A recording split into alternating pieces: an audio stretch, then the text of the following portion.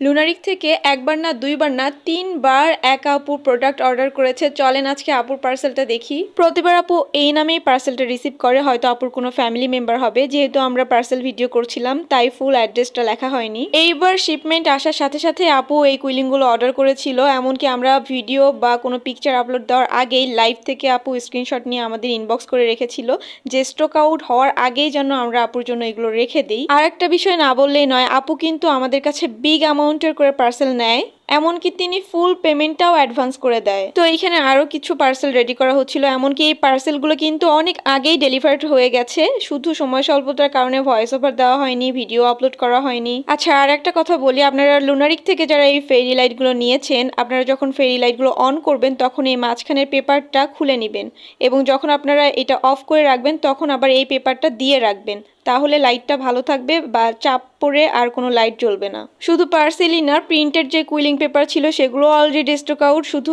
2টা প্রিন্টার এখন অ্যাভেলেবেল আছে, খুব শীঘ্রই সেগুলোর ভিডিও দেওয়া হবে।